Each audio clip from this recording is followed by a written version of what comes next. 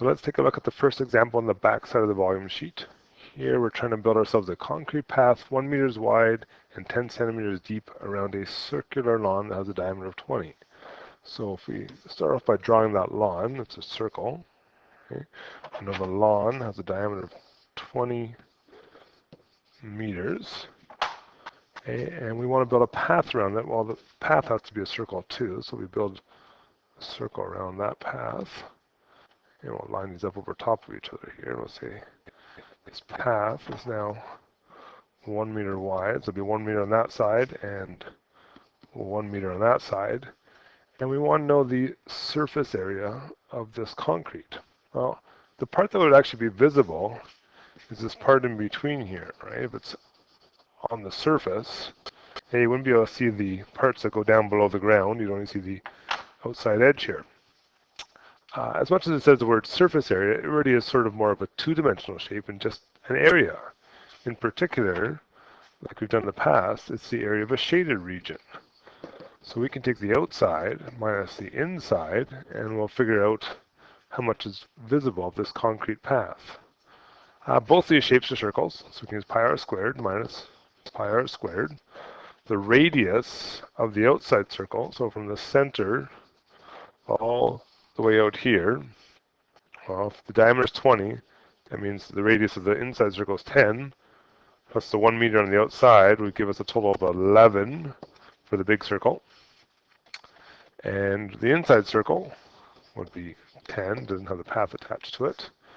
If we do the math for those two pieces, we'll end up with 380.13 for outside and 314.16 for inside, giving us a visible surface of 65.97 meters squared. That's part A. To do part B, we got to think of this as sort of more of a three-dimensional shape.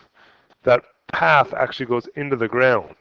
And if it goes into the ground, it's going to be making basically a little cylinder, right? Okay, the path is like that, and you can be making the same idea on the inside as it does on the outside. Right?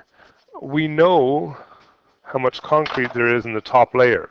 The top layer, this part here, is 65.97 meters squared. We know this path is 10 centimeters. Oh, we got different units here, so we're going to convert that. 10 centimeters to meters. That would be 0.1 meters. So the path, this depth, is 0.1 meters.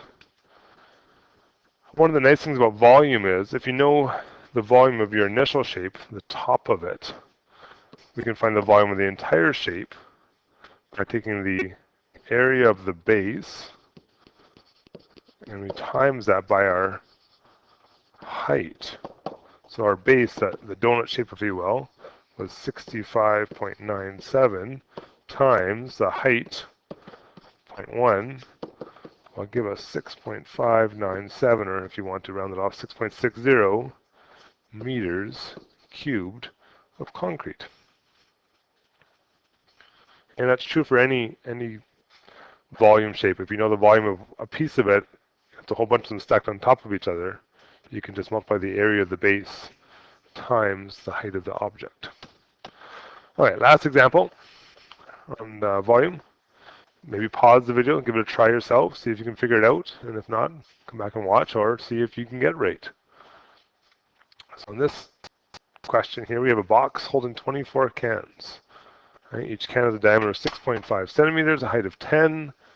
We're going to package these cans in one layer with 4 rows, each row which has 6 cans. So just thinking about this right now, I have a box, we'll make that a rectangle. And in the box, we got 4 rows, right? So 1, 2, 3, oh, didn't work very well, I'll try that again. And we got, make it a little bit smaller. Ooh.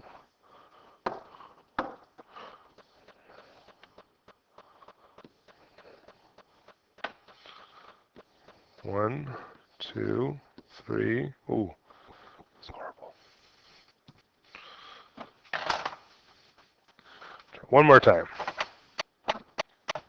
Make them smaller. 1, 2, 3, 4. There we go. And we got 1, 2, 3, 4, 5, 6 of them across. So we'll assume those cans are all the same size. Each can has a diameter of 6.5. Okay, so all the way across is 6.5 centimeters. Okay, and a height of 10 centimeters is telling us about the box itself, right? Think about the box. The cans are the same size. We know that's 10 centimeters tall. I want to know the dimensions of the box needed to hold these cans. So I know the dimensions part of it. I know how tall it has to be to hold the cans. But now I got to figure out how long it has to be and how wide it needs to be. And I can do that by thinking about the size of each can.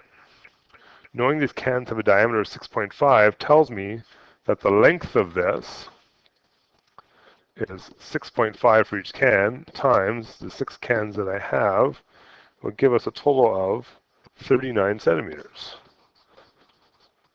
Okay. The width of it, well, I've got 4 cans, each of which is 6.5 centimeters. So my width would equal 26 centimeters. So I could say that this box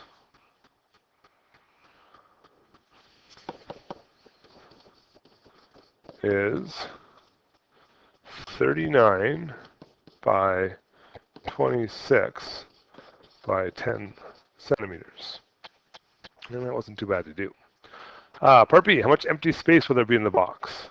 Well, all these cans aren't going to fit perfectly, right? There's going to be these little gaps in between here and here and here and here and so on and all the way down here and all these spots. So we have a whole bunch of gaps. But like any other shaded region kind of question, I can think about, if I want to know the volume of the gaps, the amount of space here, I can take the outside minus the inside.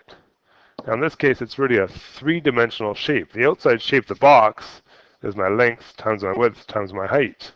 We've already got those dimensions.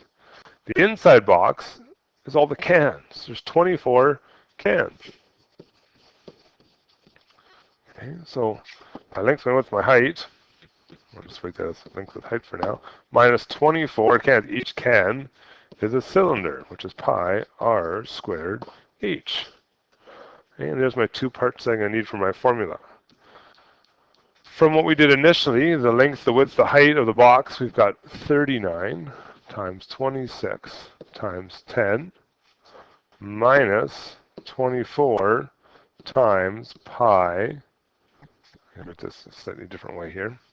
24 pi times the radius. Now be careful here because they give us the diameter, right? 6.5.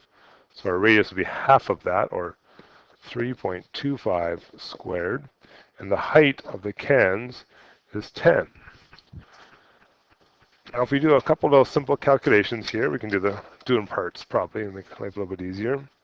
39 times 26 times 10 will give us 10,140 minus, our cans, there's 24 of them, and I'm just going to show the 24 part, times the cylinder each can, 331.83, which will give us 10,140 minus a total of 7963.92.